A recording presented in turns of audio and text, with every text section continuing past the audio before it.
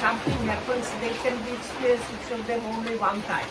But when that experience happens, when some of your defilements are forever destroyed or weakened, immediately afterwards you get some kind of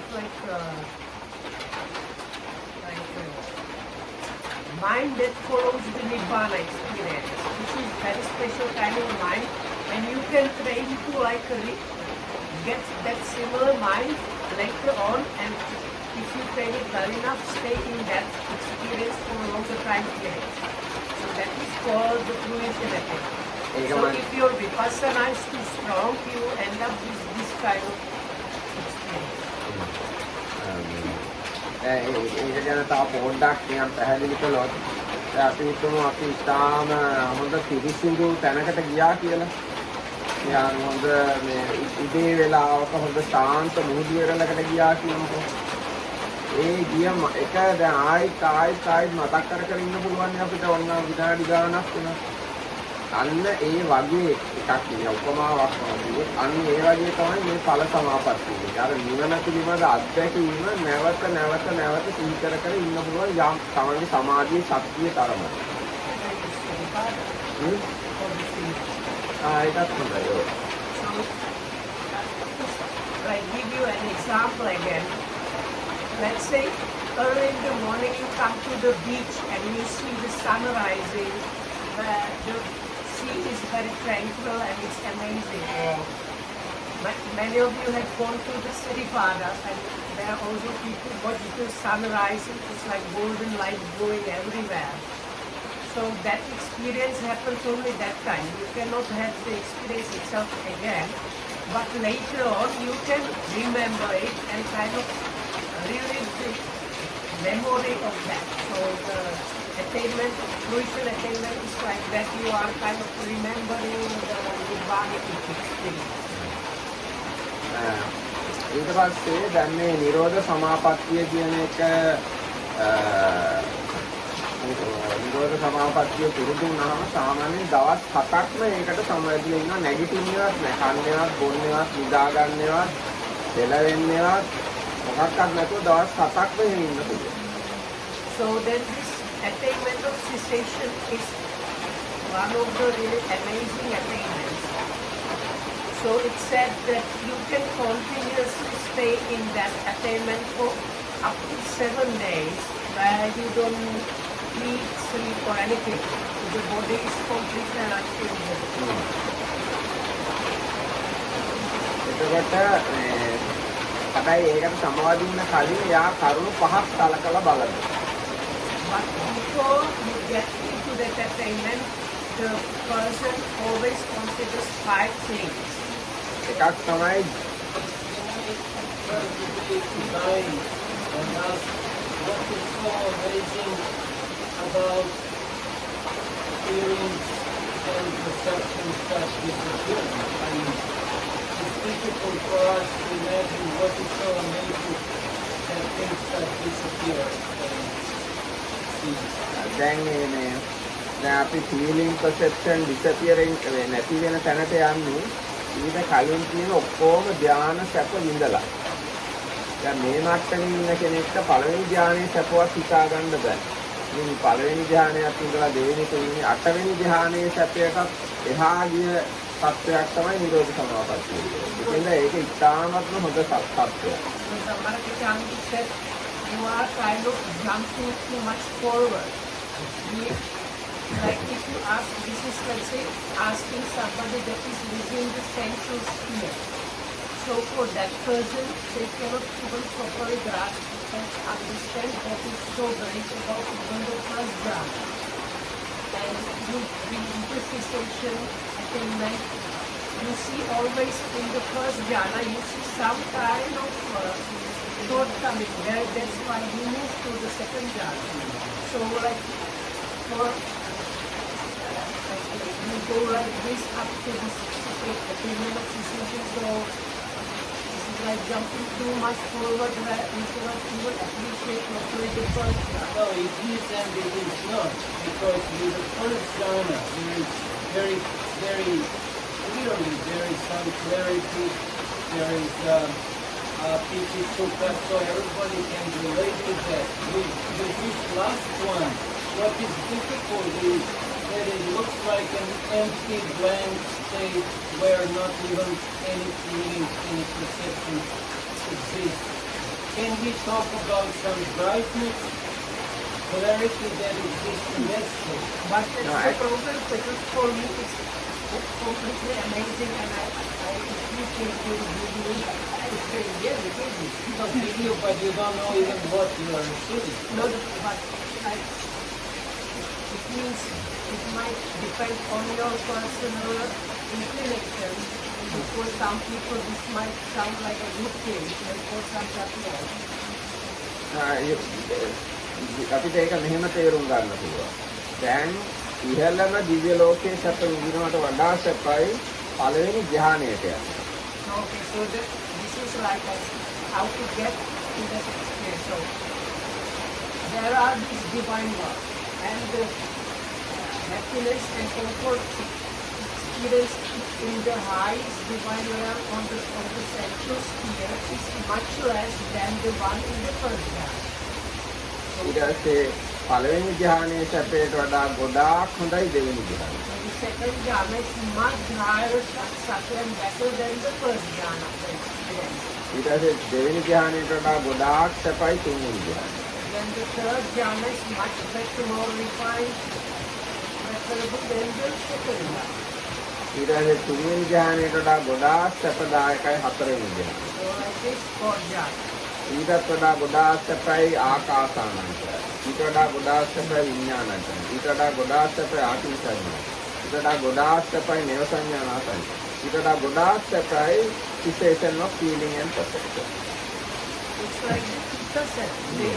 When the person has the fear of nothingness, which is I still have like feelings and perceptions and some kind of thinking that if I don't have that, my thinking is better than what I have.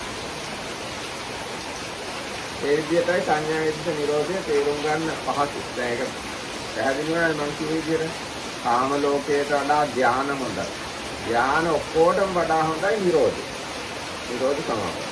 And Buddha in some place he says even though it's not really any feeling because it's kind of still better feeling. නෑ It's අර kind of sukha. දැන් මේ අර සරියුත් හාමුදුරුවෝ කියන කතාවක් තියෙනවා. සරියුත් හාමුදුරුවන් කියනවා නිවනේ එහෙම නැත්නම් නිවනේ කිසිම වේදනාවක් නැහැ කියලා. ඒකට උදායි හාමුදුරුවෝ වේදනාවක් නැත්තම් මොකක්ද ඒකේ තියෙන සැපේ කියලා. ඒකට සරියුත් හාමුදුරුවෝ කියනවා වේදනාවක් නැති බව තමයි සැපේ කියලා. So there is no discussion between Udayin and Venerable Sariputta. So Venerable Sariputta says Nibbana means no feeling, no experience. So then Udayin says, but if there is no feeling or experiencing something, how can you call it sukha or like comfortable or happy or blissful? And Venerable Sariputta says it is exactly because there is no feeling or experiencing of something that's like so comforting. එතකොට දැන් නිරෝධ සමාපත්තියට ආයෙමු. නිරෝධ සමාපත්තියට සම්බන්ධ කලින් ඉස්සෙල්ලාම බලනවා මේ හාමුදුරුවෝ Tamanta දවස් 7කට වඩා ආයුෂ තියෙනවා කියලා. So the 5 things that are always considered before the attainment happens. First one is, do I still have 7, like they can check their own lifespan. So if you want to go for 7 days, you have to have at least 7 days lifespan. ඊට පස්සේ බලනවා බුදුරජාණන් වහන්සේ තමන්ට කතා කරයිද කියලා. බුදුරජාණන් වහන්සේට තමන්ව අවශ්‍ය වේද? බුදුරජාණන් වහන්සේ තමන්ට කතා කරයිද කියලා. Does the Buddha want to speak to you? Yes, Buddha wants you. Yes, so check whether the Buddha might want to talk with you in the period when you are going to be in the attainment. ඊට පස්සේ බලනවා සංඝයාට තමන්ව ඕන වෙයිද කියලා. Likewise for the community of monks or not. So the Sangha, so if you see there is some business, then again you first do that. ඊට පස්සේ තමන්ගේ පාත්‍ර සිවුරු ආරක්ෂා වේවා කියලා අදිස්ථාන කරනවා. So ඒ දවස් 7. then he has this is called determination, but it's almost like act of psychic power. May the ball and rope be safe for the time I am going to be in the Athens. එතකොට ඔන්න ඔය කරුණු පහ බලලා කළ යුතු අදිස්ථාන කරලා එහෙම තමයි නිරෝධ සමාපත්තියට සම්බන්ධ. So if after considering or doing these 5 things, then it's okay to get into the Athens. ඊට පස්සේ මට තේරෙන හැටියට පළවෙනි ධ්‍යානයට සම්බන්ධලා පළවෙනි ධ්‍යානෙ විපස්සනා කරනවා. දෙවෙනි ධ්‍යානයට සම්බන්ධලා දෙවෙනි ධ්‍යානෙ විපස්සනා කරනවා. මේ ඔක්කොම ධ්‍යානවලට සමවැදී ඒවා විපස්සනා කර තමයි ආකින්චඤ්ඤායතනෙට ගිහිල්ලා ඒක විපස්සනා කළාට එතෙන්දී අදිස්ථාන කරනවා. මම හිතන්නේ නිරෝධ සමාපත්තියට කොහොමද කියන්නේ? No, but the Vedala Sutta says you don't have to really understand. It just happens because of the training. maybe. එතකොට ආකින්චඤ්ඤායතනෙට ගියාට පස්සේ දැන් ආකින්චඤ්ඤායතනේ තියෙනවනේ සිතුවිලි නැත්තම් හොඳයි කියලා. අන්නේ හිතුවාම නිරෝධයටපත් වෙනවා. සිතේ ක්‍රියාකාරීත්වය සම්පූර්ණයෙන් නතර වෙනවා. So according to what we remember, first you go to the first jhana, and after emerging from the first jhana, you use that mind for insight meditation. Then when you get from that, you go into the second jhana, then again insight. Meaning the Palasamapatti. No, not Palasamapatti. Insight. Insight. So you do all the time like this after you reach the attainment of the sphere of nothingness. When you re-emerge from that, you do kind of like vipassana, which was described in the sutta, where you know how the thoughts are kind of troublesome and so on. And because of the before training, the mind kind of the next place it would jump to is the attainment. හැබැයි ඒක මේ අර එහෙම jump එකක් ඇටේන්මන්ට් එකකට කියන එකට වඩා සිත නතර වෙනවා කියන එක වඩා හොඳයි. Yes. So it's better to say is the mind stops. No, because there is nothing to jump, because if you don't have feeling and perception, there is A jump නම් එතනත් තව ඔබ්ජෙක්ට් එකක් තියෙනවනේ. එහෙම ජම්ප් එකක් වෙන්නේ නැහැ මම හිතන්නේ. එතකොට සිත කියලා එකක් නැහැ. සිත කියලා පණවන්න එකක් පෙන්වන්න විදියක් නැහැ. හැබැයි යාගේ ඇඟ ඊටාම හොඳින් තියනවලු. ඉන්ද්‍රියෝ ඊටාම ප්‍රසන්නයිලු. ජීවිතය තියනවලු. දැන් මැරිච් එක්කෙනාගේ නිරෝධ සමාපත්තිය සම්බන්ධන එක්කෙනාගේ වෙනස ගැන සූත්‍රවල කතා කරනවා. මැරිච් එක්කෙනාගේ ඇඟ වැඩ කරන්නේ නැහැ. හැබැයි නිරෝධ සමාපත්තිය සම්බන්ධ එක්කෙනා ඇඟ හොඳටම වැඩ කරනවා. ඉන්ද්‍රියෝ ප්‍රසන්නයි. ජීවිතේ තියනවා යාගේ. So when that happens, the body still functions in some way. So in suttas there is discussion what is the difference between a dead body and somebody in this attainment, and it is said heat is stirred. Bodily heat is stirred there, and the life faculty is still there, but other than that there is no difference. And the body does not start decomposing because it's still alive. ශරීරය හොඳින් වැඩ කරනවා ඉන්ද්‍රියෝ ප්‍රසන්නයි කියලා කියනවා. උණුසුම තියෙනවා. It is said the body is kind of bright and like pleasant, like shining or something. දැන් මේ නිරෝධ සමාපත්තිය සම්බන්ධ වෙනකොට හැබැයි කලින්ම හුස්ම ගන්න එක නම් නතර වෙලා. හතරවෙනි ධ්‍යානයේදී හුස්ම ගන්න එක නතර වෙලා. Already at the level of fourth jhana, the breathing stops. ඊට පස්සේ මේ දෙවෙනි ධ්‍යානයේදී විතක්ක ਵਿਚාර නතර වෙලා. At the level of the second jhana, applied and sustained thought stops. එතකොට කායික හෝ මානසික මොකුත් ක්‍රියාවක් සිද්ධ වෙන්නේ නැහැ මේ නිරෝධ සමාපත්තිය.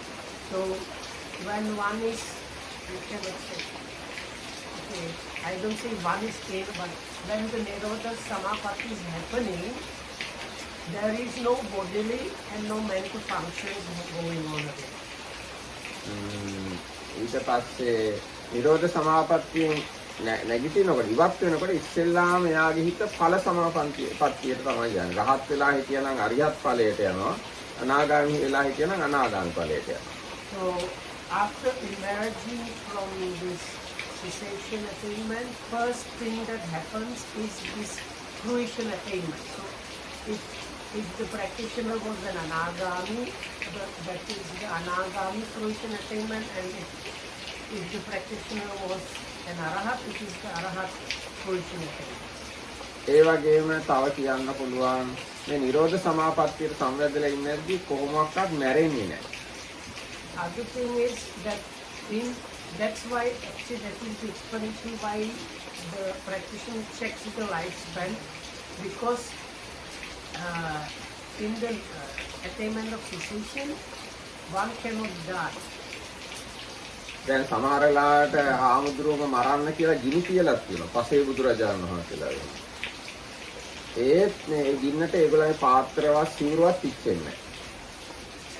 So sometimes there are stories recording how the monks or these so-called silent Buddhas, Pacceka Buddhas, somebody burned them or on purpose or by mistake, and nothing happened to even their robes and boards and their bodies at all. ඒ වගේම මේ නිරෝධ සමාපත්තිය ගැන තවදුරටත් ධර්මයේ සඳහන් වෙනවා. ඒක සංකතක් නෙවෙයි අසංකතක් නෙවෙයි. There is also this word sankata, which is called, sometimes translated as condition. I like better the word compounded, but anyway this Nirodasamapatti is outside of either. So it is not called compounded or condition, and it is not called uncompounded or unconditioned. It is something which is neither of those. It's like extra category. දැන් නිවන ගැන කිව්වොත් ඒක කෙලින්ම අසංකතයි. This is the Nibbana, the direct definition is it is something uncompounded, unconditioned. ඒ වගේම ඔක්කොම ධානය ගැන කිව්වොත්, විපස්සනා ගැන කිව්වොත්, ඵල සමාපatti ගැන කිව්වොත් ඒ ඔක්කොම සංකතයි. All the other things, even jhanas, insight knowledges, and the fruition attainments, all those things are still compounded or conditioned. ඒ වගේම ඉතාමත්ම උතුම්ම පුද්ගලයන්ට තමයි මේ නිරෝධ සමාපත්තියට සම්බන්ධ වෙන්නේ. සාමාන්‍ය අයට හෝ සාමාන්‍ය රහතුන් වහන්සේලාටවත් නිරෝධ සමාපත්තියට සම්බන්ධ වෙන්න බෑ. But once again, you need to be at least an anagami, a non-return, and have the mastery of all the jhanas to have some hope to attain this attainment of cessation. එහෙනම් මම හිතනවා නිරෝධ සමාපත්තිය ගැන ප්‍රධාන කාරණාව කිව්වා නේද? ඔව්.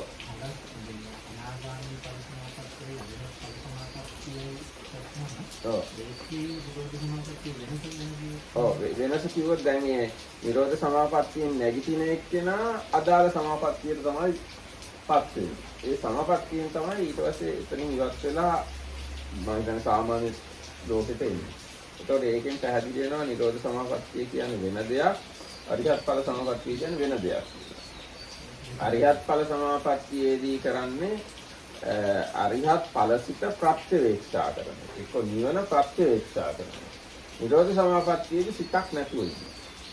දැන් ඵල සමාපත්තියේදී සිතක් තියෙනවා. නිරෝධ සමාපත්තියේදී සිතක් නැහැ. So this might be scared. No, this like the basic what's the difference between the fruition attainment and the cessation attainment? And the basic difference is that when the cessation attainment is happening, there is no mind to it, whereas the fruition attainment is kind of mind. It's kind of for simplicity, it's the mind remembering the Nibbanic experience. මම හිතනවා ඒ ගැන දැන් සැලකී ප්‍රමාණයක් කිව්වා නේද? ඕන අපිට ඒක කියවන්න පුළුවන් මේක.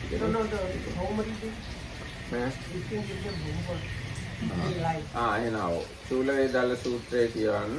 I think it's Chula Vedala. Chula Vedala. So at the conclusion of Chula Vedala Sutta, that has a discussion about this.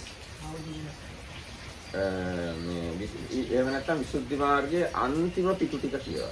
විසුද්ධි මාර්ගයේ තියෙනවානේ. ඒකේ අන්තිමට පිටු ටිකක් තියෙනවා. ඒකේ දිගටම නිරෝධ සමාපත්තිය ගැන ලොකු සාකච්ඡා. කවුද මේවට සමවාදී ඉන්නේ? ඇයි එහෙම වෙන්නේ? කොහොමද ප්‍රශ්න ගොඩාක් කාලා ඒ ප්‍රශ්න වලට උත්තර තියෙනවා. එහෙනම් විසුද්ධි මාර්ගයේ අන්තිම පිටු ටික කියවන්නේ. එතකොට මේ ගැන සම්පූර්ණ දැනුම. Or you can take the Visuddhi Magga and read the few last pages because there is discussion about that. එහෙනම් ඒ ගැන කිව්වේ. එහෙනම් දැන් අපි දානෙ ගැන කතා කරන්නේ. So then we are going to get into this talk on giving or generosity. දැන් නිරෝධ සමාපත්තියට යන්න කැමති කෙනෙක් ඉස්සෙල්ලාම දන් දෙන්නවත් පුළුවන් වෙනවා. So before somebody feels like this attainment of cessation might be a good thing to get, one can start with practicing generosity. දානයක්වත් දෙන්න බැරි කෙනෙක්ට කවදාවත්ම නිරෝධ So සමාපත්තියට if යන්න you are not able to even give somebody something, then you have no hope of attaining this. ඒතර දානය ගැන අර්ථ දක්වලා තියෙනවා අත්ූපකරණ පරිත්‍යාග චේතනා දානං නාම කියලා. So there is this fancy definition from the commentaries what the dana is about. So can you little by little please? අත්ූපකරණ තමන්ගේ උපකරණ තමන්ගේ දේවල්. So atupama is like assisting oneself actually. No. අත් උපකරණ. උපකරණ means things. Sorry. Things that belongs to you. belong to you. පරිත්‍යාග චේතනා. Kind of offering them volition. So giving. Probably not offering. Offering is a kind of respectable activity. No, it's offer means just even offering. Okay, offering or giving volition. Yes. That is dana. Volition of giving is the dana. So in Pali, very often if you go from the back, it's better English or even text. So the volition to give your own things is giving or that done. එතකොට තමන්ට අයිති ඕන දෙයක් දෙන්න පුළුවන්. So whatever kind of belongs to one, all those things can be given. ඔබගේ කෑම බීම දෙන්න පුළුවන්, ඇඳුම් දෙන්න පුළුවන්, සල්ලි දෙන්න පුළුවන්, බඩු භාණ්ඩ දෙන්න පුළුවන්, කම්පියුටර්, ෆෝන්, ඉඩකඩම්, වාහන ඕන එකක් දෙන්න පුළුවන්. So one's food, drink, clothes, vehicles, houses, I don't know what you mentioned, computers, smartphones, and money. Money, yeah. You can And lands. ඕන දෙයක් දෙන්න පුළුවන්. ඒ මදිවට ඇස් දෙන්න පුළුවන්, ලේ දෙන්න පුළුවන්, කිඩ්නි දෙන්න පුළුවන්. So then there is a next level. You can donate your eyes or your blood or your bone marrow, then your eyes, your skin, kidneys, ඊට තව සමහර ලාට part of your liver. And that's still you people alive when you do this. දැන් මේ දරුවෝ බිරිඳ වුණත් දෙන්න. Okay. ඕසත්යෙන් දීලා තියෙනවා. So this is what Dhammarakita Ham is saying. You can give your wife and children. ඊට පස්සේ තමන්ගේ ජීවිතය උනත් දෙන්න. And you can give your life. අන්න එහෙම තමන්ට අයිති දේවල් දෙනවා කියන එකට තමයි දාන කියලා කියන්නේ. So is the main thing if you think about those things as yours. Even if those things you don't care what those things or people think themselves, it means from your side. You think those things yours. Yeah. So if you think they are your children, like they are your property, or the wife is your property, then you can give them. No, your wife is not your property. Wife is wife, but she is yours, so you can give. According to the modern law, you would probably go to prison if you give your children to somebody. Like, I'm giving you a gift, take my children. Yes, the modern law doesn't support vete nibbana.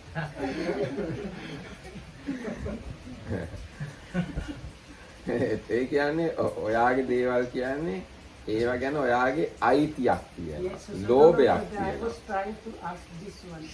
It's mainly the idea in your mind that is something that is your belonging to or your property. That means there is some kind of attachment and greed in connection with those mostly things, sometimes not things.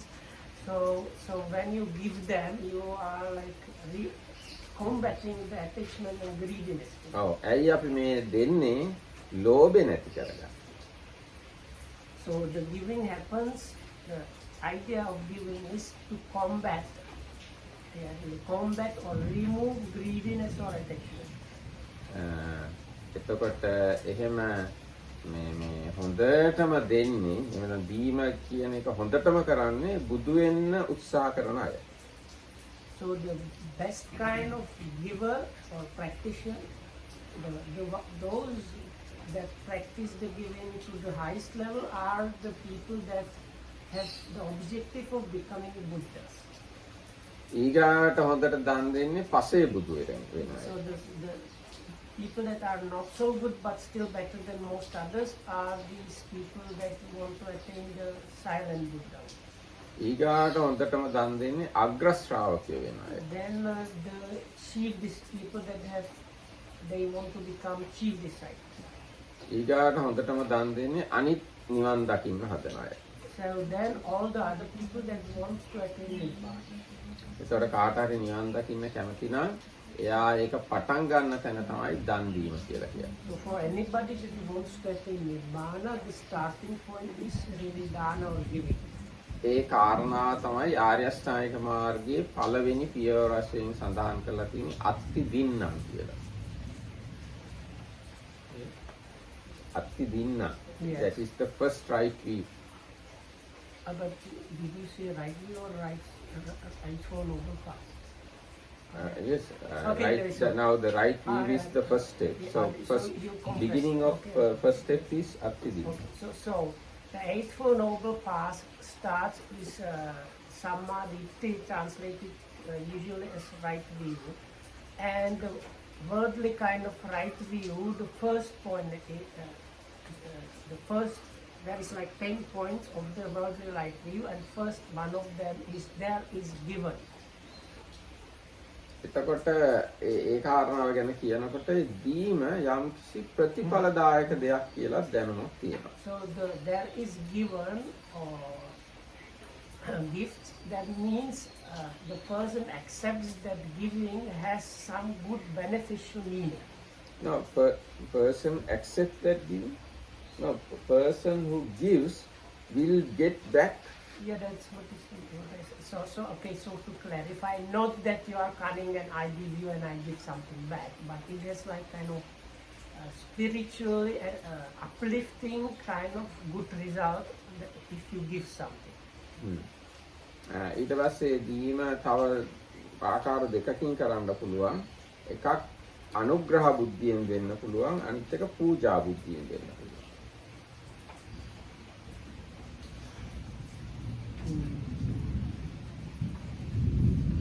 This is too difficult for me. Does it mean like service and goods? You can give somebody something because it is need to him. Okay. And you can give something to somebody, he doesn't need it, but he as showing your respect. Okay. ඒතර පූජා බුද්ධියෙන් දෙන්න පුළුවන්, අනුග්‍රහ බුද්ධියෙන් දෙන්න පුළුවන්. දැන් දුගී දුප්පත් අයට කෑම බීම එහෙම දෙනවා නම් ඒ අනුග්‍රහ බුද්ධියෙන් දෙන්න. So if you see like poor people, sick people, hungry people and give them what they need, that falls into the first category. ඒ වගේ භික්ෂුන් වහන්සේලාට දෙනවා නම් බුදුරජාණන් වහන්සේට පෑන් පූජා කරනවා ඒ පූජා කරනවා ඒ කරන්නේ පූජා බුද්ධිය. So the other one is as a kind of spiritual / religious offering thing. So if you offer or give things to monks or nuns or to thinking that this is going to be offered to the Buddha, then that's the second category. දැන් අපි බුදුරජාණන් වහන්සේ නැති වුණත් බුද්ධ ප්‍රතිමාවට දෙනවා අපේ දේවල්. බෝධීන් වහන්සේට දෙනවා. එහෙනම් පූජා කරනවා. චෛත්‍යයට පූජා කරනවා. ඒ ඔක්කොම දාන තමයි. So even though the Buddha is no longer around, still people offer first the most. If you go to any kind of ceremonial things in Sri Lanka, before they start everything, they take the 5 precepts and refuge in the Kritogem, and then they say out of these things, the first and best part we offer to the Buddha. So always the idea, the first and best part for the Buddha. Likewise, people offer things to Bodhi tree or the chaitis. ඒ වගේම දැන් අපි So that's the second category. It is the out of respect or honor. දැන් අපි හැමදාම හවසට ගිලම්පස පූජා කරනවා. දැන් ඒක බුදුරජාණන්සේ බොන්නේ නැහැ. ඒ වුණාට අපි පූජා කරනවා. So likewise, even though the Buddha is of course not going to drink it, still these drinks are offered. ඒ වගේම දැන් අපි හඳුන් කూరు පූජා කරනවා, පහන් පූජා කරනවා, මල් පූජා කරනවා. බුදුරජාණන්සේ ඒවා පාවිච්චි කරන්නේ නැහැ. ඒ වුණාට අපි පූජා කරනවා. We offer the flowers and smoke, fragrant smoke and light from the lamps to the Buddha, even though he is not going to use them. ඒ වගේම දැන් හාමුදුරුවන්ටත් අපි පූජා කරනවා සිවුරු හැමදාම. ඒ හාමුදුරුවන්ට සිවුරු ඕනෙත් නැහැ. ඒ වුණාට පූජා කරනවා. අනිත් ගොඩාක් හාමුදුරුවන්ට දේවල් අපි පූජා කරනවා. ඒ හාමුදුරුවෝ පාවිච්චි කරන්නේත් නැහැ. ඒ වුණාට අපි පූජා කරනවා. ඒ මොකද අර පූජා බුද්ධිය නිසා. Likewise, the monks are always offered the robes and other things, and especially with the robes, they never really, actually very often they don't actually are never going to use the robe, but you offer those things as the kind of respectable offering. එතකොට දැන් ඔන්න ඒ දානය පිළිබඳ එක ප්‍රධාන බෙදීමක්. අනුග්‍රහ බුද්ධියෙන් දෙනවා, පූජා බුද්ධියෙන් දෙනවා. ඊට තවත් දානය පිළිබඳ මේ බෙදීමක් තියෙනවා. මේ දානපති, දාන දාස, දාන සහාය කියලා බෙදලා තියෙනවා. ඒ කියන්නේ There is this another point, that is a classification of what kind of giver you are. So Dhanapati is like the master in giving. දාන සහාය ඊගාට. Saha is like friend, company. දැන් ඒක පැහැදිලි කරනවා තමන් පාවිච්චි කරන දේවල් තමයි දෙන්නේ. තමන්ගේ මට්ටමට තමයි දෙන්නේ. එයා තමයි දාන සහාය කියන්නේ. So this is like equal giving or something like that. So the idea is like the same things you use or at the same level you offer. Yes. Sorry to interrupt. About Buddha, I need some kind of clarification about giving and offering in puja to Buddha. Do you understand right that people do not offer to a real person, because if they offer to a real person, it means that Buddha is a god, kind of god, and it exists somewhere, and it can. And actually, people offer to the, I don't know how to express it, to the idea of enlightenment, that there is a state, some kind of state, which Buddha means enlightened. Yes, there is a state of, maybe not state, something, yes, because there is no word for that. And people, when they offer to Buddha, they honor this past and this kind of state, which is called Nibbana or Arahatship or something like that. Do I understand right or not? Actually, Buddha is one person, Nibbana is another phenomena, so two different things. And Buddha's qualities are one thing, Nibbana is another thing. Yes, I understand, but when people in puja offer to Buddha, do they offer to a real person, keeping in mind this real person? Because in this case, it means that Buddha still exists somewhere in No, Nibbana or that is the something. problem. They do it and it does not work for most foreigners like that, because for us, you cannot offer to somebody that is no longer available.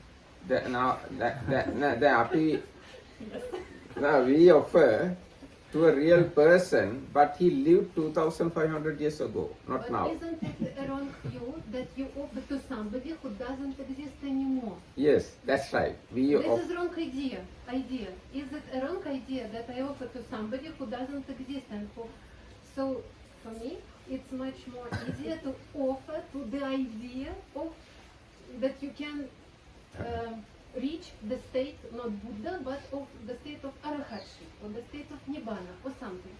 And by offering this, you worship, and you honor this. Anyway, let's see how I do it, then you can understand. I offer the Buddha my flowers who lived 2,500 years ago. No, he is not existing. It's a dead object. Huh? It's a dead object, because in meditation we are supposed to look in something that is present.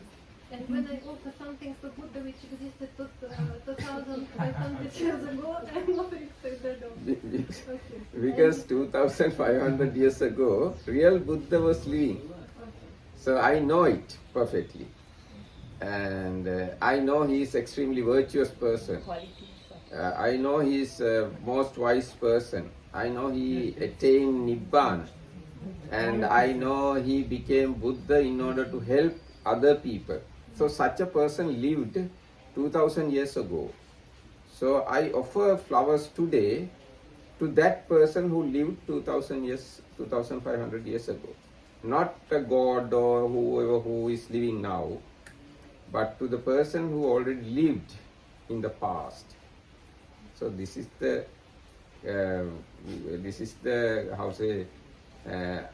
puja buddhi. Puja buddhi. Buddhi is kind of wisdom. Wisdom about puja. Okay, in Russia, do you light lamps for passed away relatives? Why do you light the lamp? They are not going to use the lamp. But So in it's Buddhism, the yes, same but in idea. Buddhism we are talking about wrong and right ideas. So,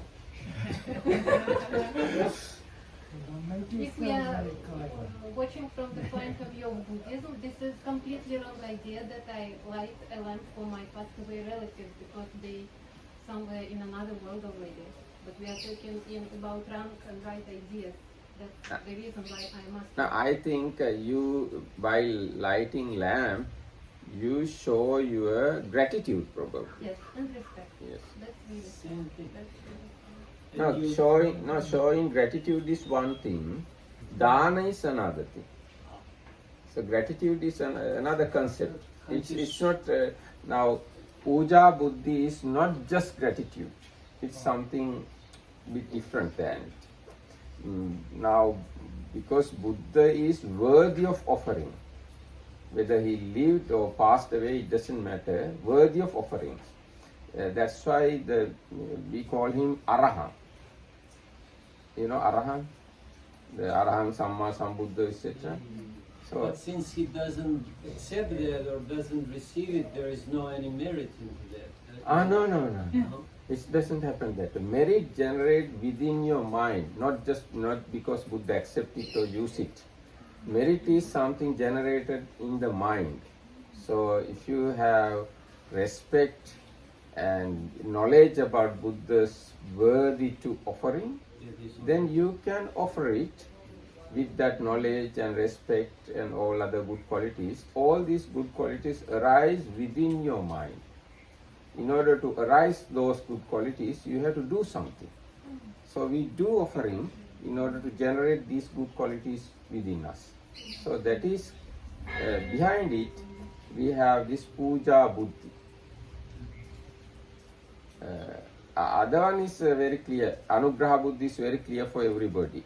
We give things to the poor people, needy people, sick people. It's very clear. But this puja buddhi is a bit difficult to understand probably for Westerners. Why is it not really mentioned in the suttas? Suttas doesn't mention everything.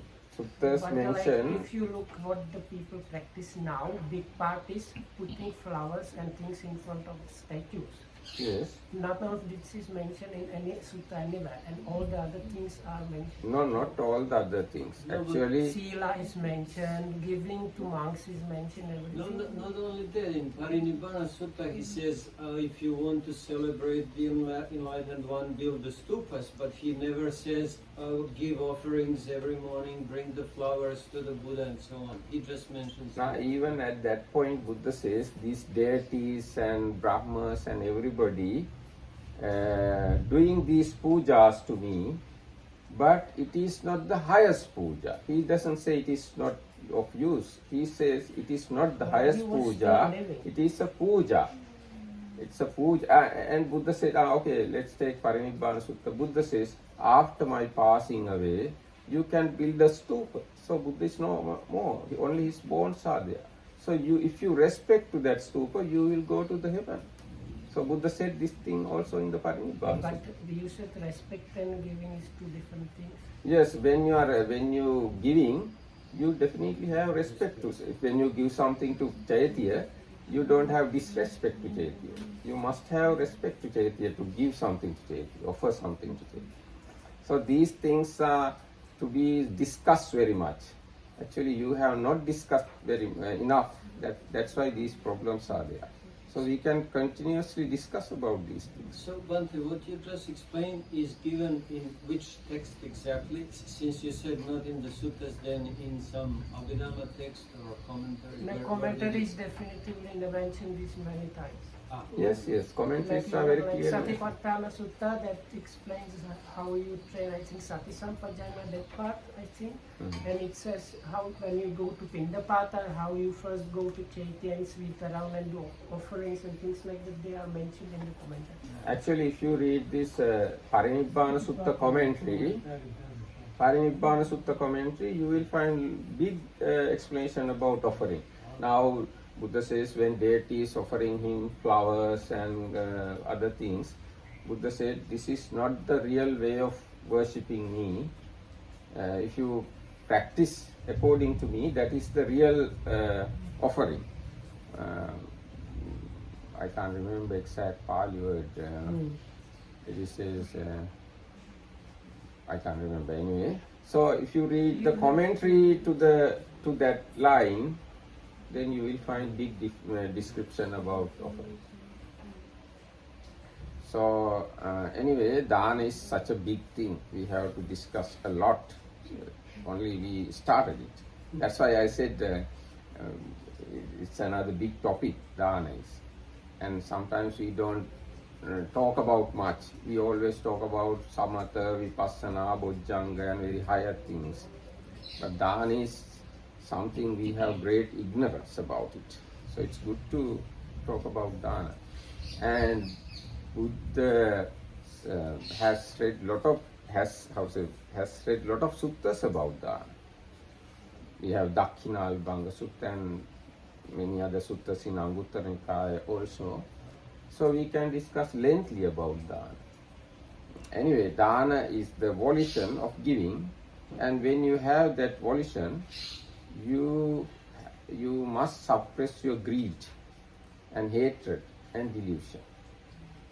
Then it purifies your mind. I gave sometimes example for me this offering to Buddha, especially food, very strange, okay? But when I go myself Pindapata, I am in such a state of mind that after I come back from Pindapata, I feel like giving the first best part to the Buddha. Yes, same feeling So we have. if you have that feeling, like don't stop yourself and Yes. offer, okay? When we offer Buddha Puja, we have same feeling. So it's wholesome feeling. So good to offer things to Buddha. Valuable things, good things, best things to Buddha. Now, what we were discussing, there are three givers. Yeah. First one is Dana Pati. දානපති කියලා කියන්නේ තමන් පාවිච්චි කරනවට වඩා හොඳ දේවල් දෙන එක. So the master of giving is like excellent giver, I will call him. He gives things that are even much better than what he or she uses or has. එයා සමහරට එයාට තියෙන හොඳම දේවල් තමයි දෙන්නේ. or at least some people are so rich they have like the really best things and there is nothing better, so they then take the best of the best they already have and offer those things. ඉතාලම දුප්පත් කෙනෙක් වුණත් එයාට තියෙන හොඳම දේ තමයි දෙන්නේ. So එයා even දාන if you are extremely poor and you cannot afford anything too much, then you pick whatever the best thing you have and then offer that. So that is the like excellent gift. ඊගා එක්කෙනා දාන සහාය. ඒ කියන්නේ එයා තමන් පාවිච්චි කරන මට්ටමට තමයි දෙන්නේ. So the middling one is kind of offering the normal things that one has as offering or gifts. ඊගා එක්කෙනා දානපති දාන දාස. එයා තමන් පාවිච්චි කරනවට වඩා අඩු දේවල් තමයි දෙන්නේ. So the last one is like slave or kind of very inferior kind of. So he gives like not what things that one would not use oneself already, he gives those, which happens very much in Europe. Like, I know about Czech Republic, very often people like give, oh, I am going to leave and I have leftover shampoo, oh please monks, have half a bottle of shampoo. But it's still better than not offer. First step. ඒකත් හොඳයි නොදී ඉන්නවට වඩා. Yes, it's still better to do that than not offer anything. දැන් එහෙම මේ ඉතාලම දුප්පත් අය වුණත් ඉන්න පුළුවන්. දුප්පත් කෙනෙක් ඉන්නවා. එයා දෙන්නේ එයාගේ නරකම දේ තමයි කරන්නේ. So it can be an extremely poor person and this extremely poor person gives this rubbish most thing that he has as a gift or offer. ඒ වගේම ගොඩාක් පොසත් කෙනෙක් ඉන්න පුළුවන්. එයාත් නරකම දේ දෙන්න පුළුවන්. ඒ දෙන්නම දාන දාසයෝ.